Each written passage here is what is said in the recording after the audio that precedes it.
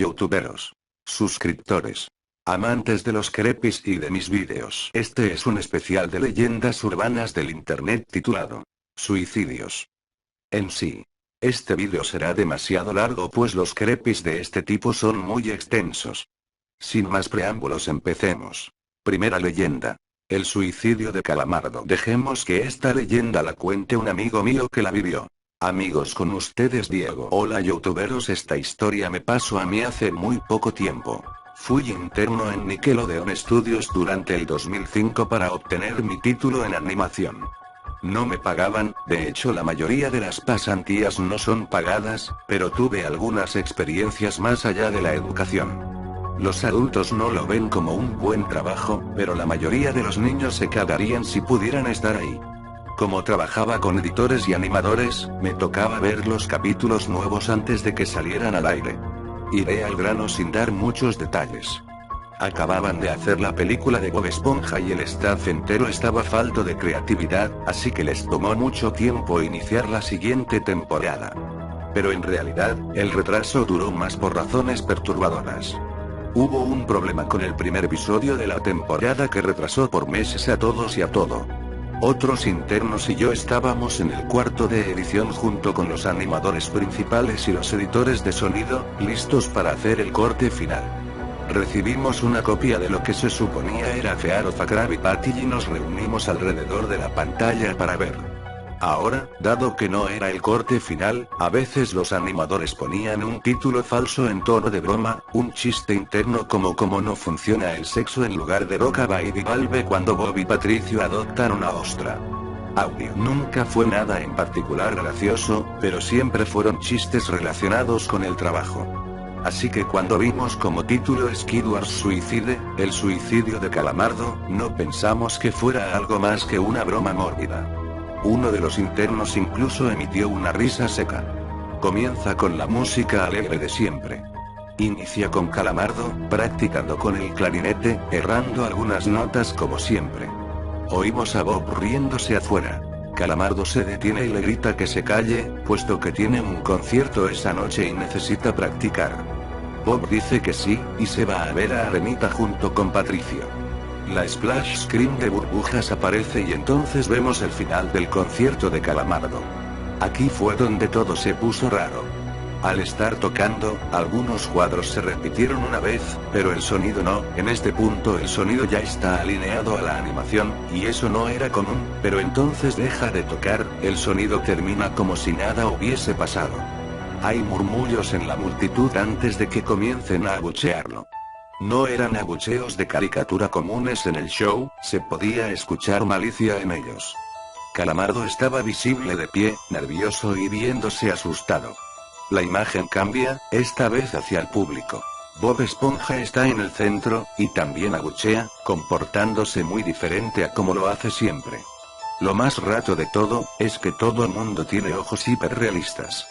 Muy detallados. Claramente no fotos de ojos reales, pero algo un poco más real que G. Las pupilas rojas. Algunos nos miramos entre sí, obviamente confundidos, pero como no éramos los escritores, nunca nos preguntamos cómo le atraería eso a los niños, aún. La toma cambia, Calamardo sentado en la orilla de su cama, viéndose muy mal. Por su ventana se ve la noche, así que es poco después del concierto. La parte más aterradora es que en este punto, no hay sonido. Literalmente. Ni siquiera el sonido de los speakers en la habitación. Como si estuviesen apagados, aunque estaban trabajando perfectamente.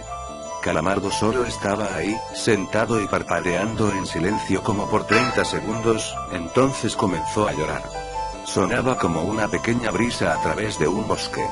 Luego se cubrió la cara y lloró en silencio por un minuto, mientras el sonido poco a poco comenzó a intensificarse. La pantalla poco a poco comienza a acercarse a su rostro. Por poco, me refiero a que solo es notable si miras las tomas con 10 segundos de diferencia. Su llanto se vuelve más fuerte, lleno de dolor e ira. La pantalla se deforma, como si se doblara sobre sí por un segundo antes de volver a la normalidad. El sonido leve como de viento se vuelve más intenso y más severo, como si hubiese una tormenta. La parte tétrica es que este sonido y el llanto de Calamardo suena demasiado real, como si el sonido no viniera de los speakers, como si estos fueran agujeros y el sonido viniese de otro lado. Mito. Aun si el estudio tiene un buen equipo de sonido, no tienen el equipo necesario para producir sonido de esta calidad.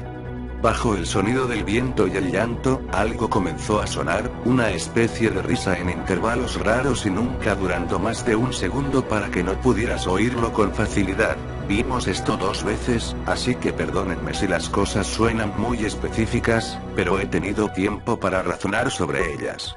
Luego de 30 segundos de esto, la pantalla se puso borrosa, se torció violentamente y algo parpadeó rápidamente sobre la pantalla, como si faltara un cuadro de animación. El editor principal de animación puso pausa y regresó cuadro por cuadro. Vimos algo horrible. Era la foto de un niño muerto, de no más de 6 años de edad.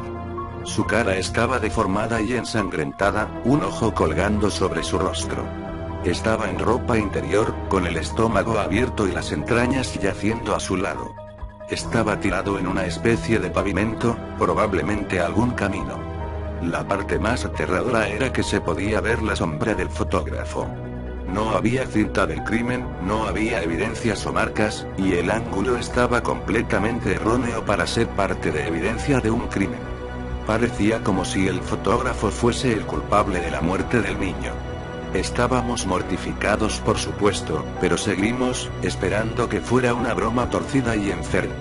La pantalla regresó de nuevo a Calamardo, aún llorando más fuerte que antes, y con la mitad del cuerpo en la toma. Ahora, había sangre corriendo por su rostro, saliendo de sus ojos, los cuales estaban dibujados de forma hiperrealista, como si al tocarlos, pudieses mancharte de sangre. El viento ahora sonaba como un huracán a través de un bosque, incluso con sonidos de ramas rompiéndose. La risa, un barítono profundo, ahora duraba más y era más frecuente. Tras 20 segundos, la pantalla volvió a deformarse para mostrar una foto de un solo cuadro. El editor dudó en repetirla, pero sabíamos que debía hacerse. Ahora, la fotografía era de una niña pequeña, no mayor que el niño de la primera. Estaba tirada sobre su estómago, un charco de sangre a su lado. Su ojo izquierdo también había sido extraído, y estaba en ropa interior. Sus entrañas estaban en su espalda, saliendo de un corte. De nuevo, el cuerpo estaba en la calle y se podía ver la sombra del fotógrafo, similar en tamaño y forma a la primera. Casi vomité, y una interna, la única mujer de la habitación, salió corriendo. El show continuó. Luego de 5 segundos tras la foto, Calamardo se cayó al igual que todo sonido, como cuando empezó. Se retiró las manos y sus ojos estaban dibujados en hiperrealismo como los otros al principio del episodio. Sangraban, inyectados de sangre y pulsando. Solo miraba la pantalla, como si viese al espectador. Luego de 10 segundos, comenzó a sollozar, esta vez sin cubrirse los ojos. El sonido era agudo y fuerte, y mezclado con gritos. Lágrimas y sangre escurrían por su rostro como un torrente. El sonido de viento volvió junto con la risa de voz profunda, y esta vez la fotografía duró por 5 cuadros. El animador pudo detenerla en el cuarto y retrocedió. La foto era de un niño de edad similar a los anteriores, pero esta vez era diferente. Las entrañas estaban saliendo del estómago, siendo arrancadas por una gran mano. El ojo derecho arrancado y colgando, sangre escurriendo de él. El animador procedió. Era difícil de creer. Avanzó al siguiente cuadro, la misma cosa. Volvió al primero, reproduciéndolos rápidamente y entonces yo me quedé. Vomité en el piso. Los animadores y editores estaban viendo horrorizados la pantalla. Los 5 cuadros no eran 5 fotos diferentes, eran los cuadros de un vídeo.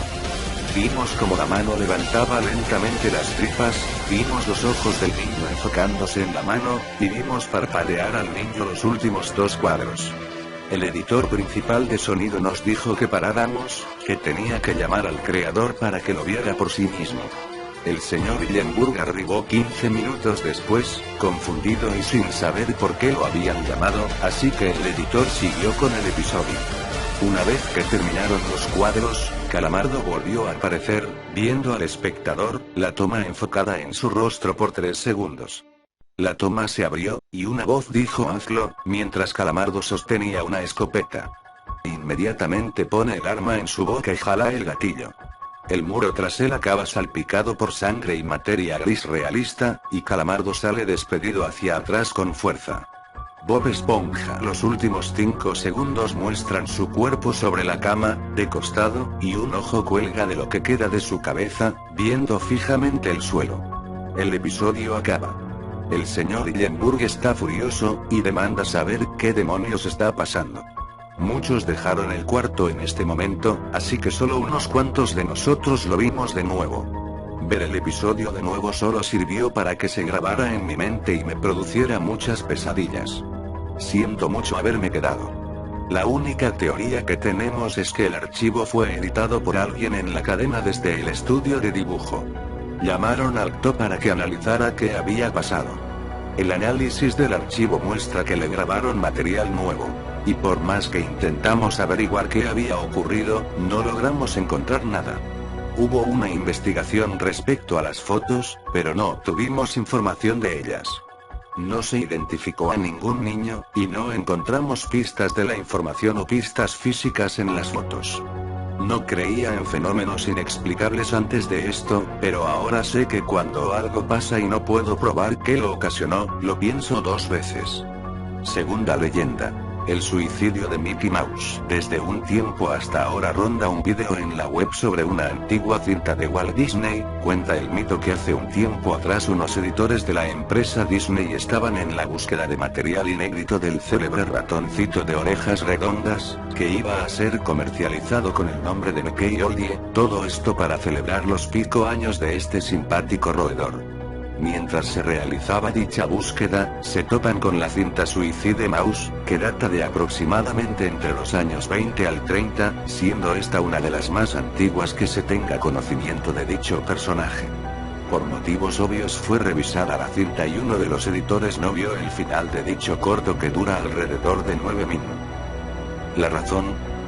Simplemente el tipo no fue capaz de hacerlo ya que quedó algo choqueado, por lo cual le solicitó a su compañero que analizara la cinta. Después que este lo hiciera en su totalidad, supuestamente balbuceó algo similar a que le habían hecho pedazos su vida, que simplemente se había desquiciado, tomando por sorpresa el arma de fuego del guardia que ahí se encontraba y dándose un tiro en la cabeza. Hoy, corre por la red el mito sobre Suicidemouse.avi, versión asimilada y digitalizada, lo que verán o vieron son los 7 min. Que recuerda el editor quien detona el rumor, los otros 2 min. Restantes son un enigma hasta el momento, ya que el vídeo está bajo custodia y análisis según fuentes de la propia empresa. Son muchas las hipótesis, la que corre con más fuerza es la del nuevo mito Disney, la otra es que es un vídeo conceptual creado por la CIA, nombrado como Proyecto MK Ultra quien nadie desmiente ni siquiera la propia agencia, y hasta se ha documentado, para el que no sabe qué es MK Ultra, en palabras simples, es un programa que buscaba crear inducciones mentales, mediante una técnica denominada control mental basado en el trauma. Demasiadas leyendas urbanas corren acerca de este proyecto de la CIA, cual de todas más escalofriante, solo basta recordar los testimonios de Arizona Walter para entender que los gringos están absolutamente locos. Además, justamente en uno de esos testimonios aduce que utilizaban personajes de Disney para gatillar las distintas personalidades o modos para el sometimiento psicológico. El link del vídeo que te hace suicidar lo dejo en la descripción del vídeo. Pues si lo pongo alargaría más el vídeo. Así que el vídeo lo dejo en la descripción. Tercera leyenda. La teoría de Angélica Pickles. Esta en realidad no es una leyenda de suicidio. Pero lo pongo porque se acerca demasiado a esa idea. Corre leyenda. Estos niños odiosos pero que todos vimos, supuestamente vienen de la imaginación de Angélica, que existió en realidad. Surgieron a raíz de que la niña era ignorada por sus padres y buscaba con quién pasar el tiempo. La verdad es que Carlitos murió junto con su mamá, y es por eso que el niño es todo nervioso. Tommy nació muerto, y es por eso que su papá siempre está metido en el sótano haciendo juguetes. Sí, así como traumado. En el caso de Finny y Lily, sus padres abortaron, así que como Angélica no sabía si el bebé iba a ser niño o niña, decidió que serían gemelos. Para la época de Old Grown Up, si no la ubican, son los Rugrats de pubertos, Angélica ya era toda una esquizofrénica bipolar. No hay forma de comprobar si todo esto es cierto, pero si tomamos en cuenta que nadie pelaba a los niños más que la niña loca, tiene sentido. Cuarta leyenda. Billy y Mandy. Esta leyenda es muy poco conocida y la pongo para que la vean den su punto de vista sobre ella. Corre leyenda. Billy y Mandy. Mareon The Backyard The Grim Adventures of Billy y Mandy ha sido una popular serie animada de Cartoon Network, transmitida desde 2001. Por su éxito, ha continuado hasta nuestros días, sufriendo cambios de directores, como cualquier otro programa. En 2006, John Kricfalusi, creador de Ren y Stimpy, tras declararse fan del programa, mandó una carta a Maxwell Atoms, creador del show, para proponerle dirigir un episodio. Aunque Atoms le mandó una negativa, diciendo que no era él quien seleccionaba al personal, sino los ejecutivos de Cartoon Network. Sin embargo, ambos se expresaron mutuo aprecio y se prometieron colaborar más adelante en un proyecto juntos.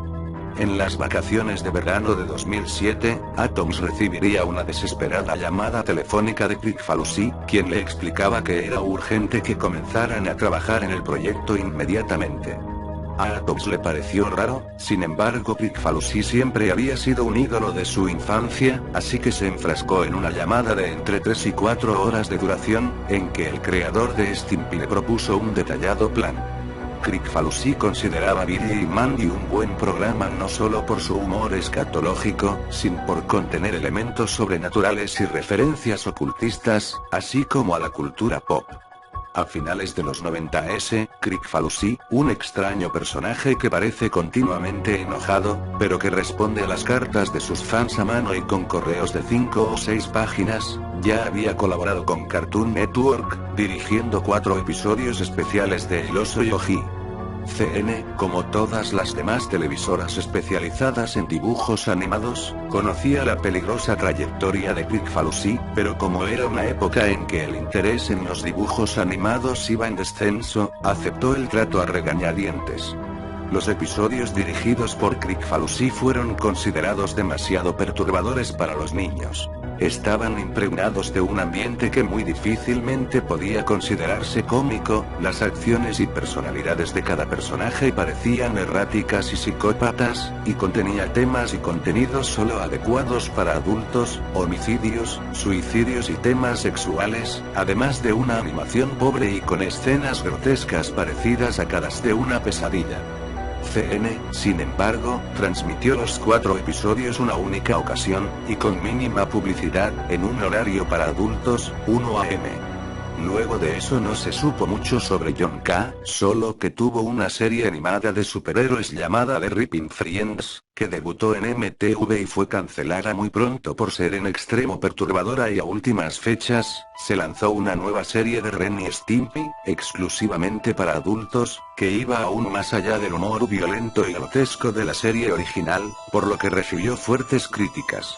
Atoms desde luego conocía todo esto, y no se sabe si fue el miedo o el respeto lo que lo inspiró a continuar con el plan de Kricfalusi. 2 semanas después de la llamada, Atoms recibió un paquete sellado con la firma de Kricfalusi. Dentro se encontraba un guión y storyboard planeados por el propio Kricfalusi, para un nuevo episodio de Billy y Mandy, supuestamente de una nueva serie, llamada simplemente Billy y Mandy. Mareon Backyard. Atoms se sintió interesado de inmediato en el guión, y él mismo ha descrito que estaba escrito brillantemente y con gran maestría, y contaba con un humor estupendo.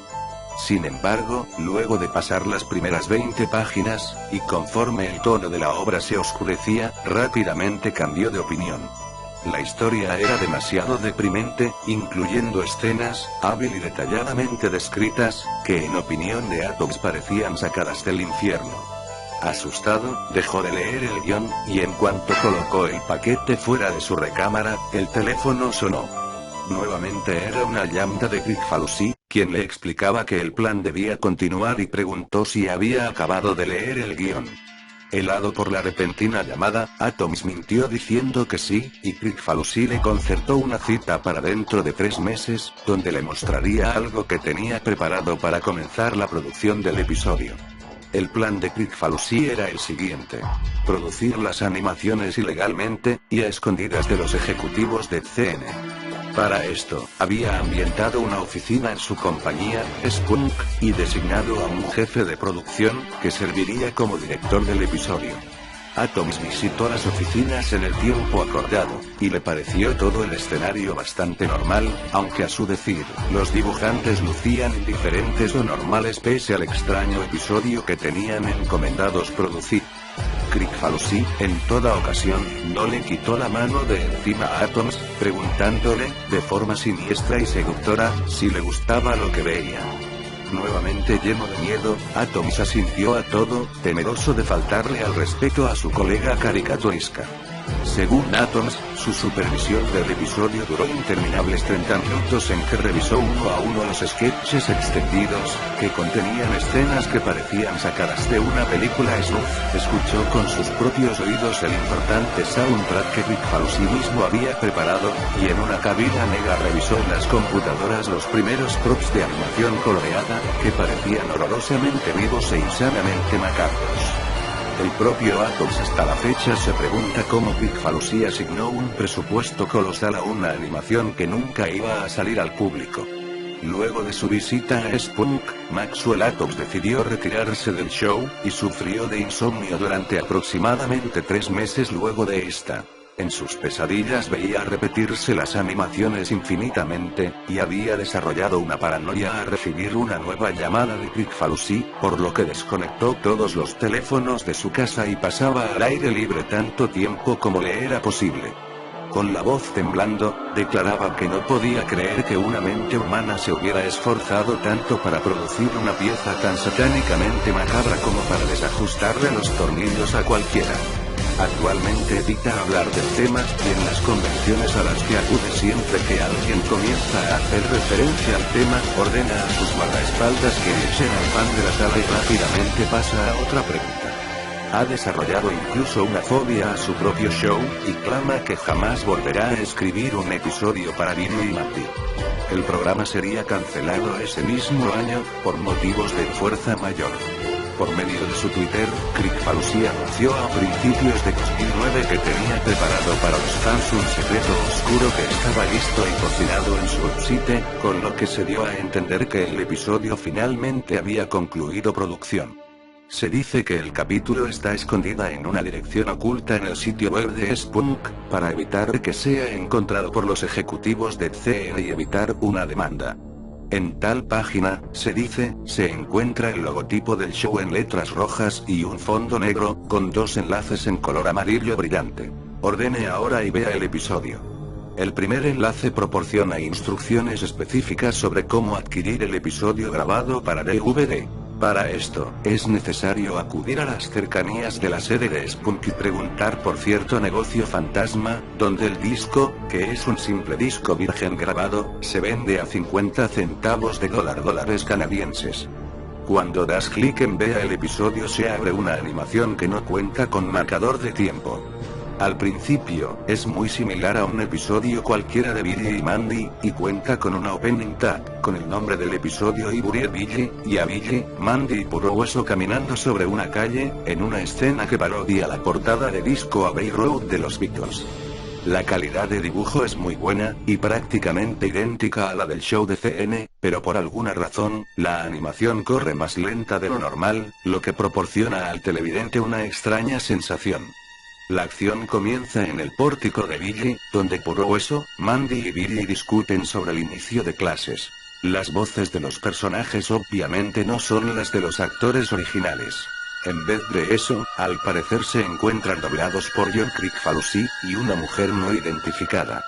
Los diálogos en efecto, son graciosos, pero las expresiones de los personajes y el tono en que dicen las cosas transmiten exactamente lo contrario. Los acentos son demenciales y los personajes hablan como enloquecidos, lo que aunado al ritmo lento en que transcurre la acción, asusta bastante desde los primeros segundos. Luego de eso, 4 figuras cabezonas que parecen caricaturas de los Beatles aparecen cruzando la barra del patio. Estos personajes hablan animadamente, saludando a los televidentes, y caminan de forma similar al que Epon Trukin mientras una alegre tonada que recuerda a Yellow Submarine suena de fondo. Los personajes entran al porche y besan la mano de Puro Hueso, como mostrándole admiración. Billy y Mandy preguntan algo. A partir de ese momento, nuestro informante tenía tan crispados los nervios que decidió apagar el sonido, y en ese instante, el vearle parecido a Pauline Carney se arranca la piel y queda desollado vivo, en una toma quieta similar a las de Ren y Stimpy, pero grotesca y detalladamente animada. El personaje chisporrotea sangre y los ojos, saltones y desorbitados, parecen gotear pus, mientras al fondo parparea una pantalla roja insoportable, durante retorciéndose más de 2 minutos. Ahora Puro Hueso tiene una sonrisa totalmente diabólica. Él y los demás Beatles rodean a Billy y Mandy, quienes lucen preocupados. Un círculo de fuego surge alrededor, y Puro Hueso toma a Billy de forma violenta. Billy parece llorar de terror, y entonces Puro Hueso lo desnuda con su hoz y comienza a sodomizarlo con el arma, de una forma totalmente realista, mientras maldice de forma exagerada. Mezclando de forma extraña el humor negro con escenas simplemente diabólicas, la escena dura mucho más de lo soportable, con varios acercamientos violentos en varias tomas. Mandy parece dispuesta a pelear, pero los Beatles dicen algo, y el escenario comienza a girar y a convertirse en el mismísimo infierno. Escenas desquiciadas de cadáveres, dibujadas de forma bastante rápida, demonios y escenas de tortura se alternan en la escena. Los Beatles restantes se transforman en bestias mutantes de formas terroríficas. Puro Hueso parte a Mandy por la mitad con su guadaña, desnuda el cadáver y la sodomiza una y otra vez, ahora con un rostro de oscuro placer, en medio de escenas parpadeantes, para terminar eyaculando borbotones de sangre de Mandy, mientras el cadáver de esta explota arrojando sus vísceras por todas partes. La persona que asegura, vio el vídeo, no puede contar mucho más después de eso, pues asegura que se encontraba demasiado alarmado, y no recuerda qué hizo para distraerse, o si simplemente cerró los ojos, pero asegura que hay cosas que no quiere recordar del vídeo. Pero parece que luego de eso comienza una especie de escena de aventura, con Billy y Mandy vivos de nuevo, aunque todavía desmembrados y seriamente lesionados, enfrentando a alguna cosa en el infierno, incluyendo escenas de distintos demonios, muy originalmente diseñados, efectuando varias acciones maniáticamente animadas. La escena corta al negro durante unos 5 segundos, y gradualmente se comienza a encender la luz. El ángulo es de una cámara, estilo intro de James Bond, con manchas digitales cubiertas de sangre, que empieza a enfocar a Puro Hueso y los Beatles restantes, en expresiones quietas y muy escalofriantes, posando de una forma similar a la portada del single Yesterday and Today, pero adornados con los restos de los cadáveres de Billy, Mandy y Paul, y con un paisaje infernal de fondo. Las expresiones en esta escena son tremendamente perturbadoras, con Puro Hueso y los Beatles imitando las sonrisas aparecidas en el álbum original, pero exageradas al límite de lo grotesco e inquietante. La escena permanece así durante 1 minuto, y vuelve a cortar. La escena final comienza haciendo un picado sobre el centro de una ciudad. 2 personajes indeterminados, pero que por sus rasgos, parecen ser caricaturas de 2 personas reales, tomando una malteada en un café. Los últimos 3 o 4 minutos del vídeo son tremendamente diferentes al resto del episodio, tratándose de una serie normal, sin ninguna clase de elemento horroroso. La escena es bastante lenta, pero corre a velocidad normal, y consiste simplemente en los 2 personajes hablando y hablando, con reacciones variadas, tranquilidad, argumento, preguntas, sanamente cómicas. El televidente volvió a subir el volumen, pero no alcanzó a escuchar gran cosa. Al parecer los personajes discuten sobre caricaturas y hablan citando varias frases de canciones de los Beatles. La frase final termina con uno de los personajes diciendo "y buen reaper come stop town". Entonces la imagen se cierra con un círculo negro, típico de las caricaturas viejas, y aparece la palabra fin, junto a una caricatura súper deforme del Paul despellejado, todavía muy perturbadora, vestido de ángel, sollozando y murmurando algunas cosas. El programa termina, y aparecen algunos créditos, dirigido por John Kricfalusi y Maxwell Atoms, entre otras cosas, finalizando como si de cualquier show se tratara. Finalmente aparece una pantalla roja de advertencia que dice televidente: el cartoon que acaba de ver ha sido producido contraviniendo las leyes de derechos de autor, su transmisión o posesión está venada por las leyes de Canadá y Estados Unidos, y luego un pantallazo de aproximadamente 2 segundos de duración, con el logo de Spunky y un lema que dice "El to spread the word". En cuanto el vídeo termina, el navegador de internet se cierra automáticamente, y cuando vuelves a abrir las pestañas no se reabren. Si revisas historial e intentas abrir la página, te marca error. Se dice que esta página la cambian de lugar cada vez que alguien accede a ella. La página del vídeo aparece con un marcador de visitante, que para el momento era de DOS, y que contiene varios malware capaces de arruinar la seguridad de tu computadora. Pero también hay quien dice que puede aparecer al azar mientras revisas cualquier parte del sitio web de Spunk. Maxwell Atoms teme cualquier nueva llamada de Kricfalusi, se ha mudado de casa y cambiado de número telefónico, pues asegura que el creador de Ren y Stimpy no tenía proyectado un capítulo de Billy y Mandy. Backyards Nightmare sino 6 de ellos. Bueno chicos, ha sido todo por hoy. Este vídeo es muy largo porque afirmé en el principio del vídeo: los crepis de suicidio son demasiado extensos. Nos veremos en el próximo vídeo de leyendas urbanas del internet parte 4 de 4. Va a ser genial. Será casi tan largo como este, pues pondré varios vídeos. Espero que les haya gustado. Nos veremos luego. Se despide Creepy Monster. Hasta la próxima.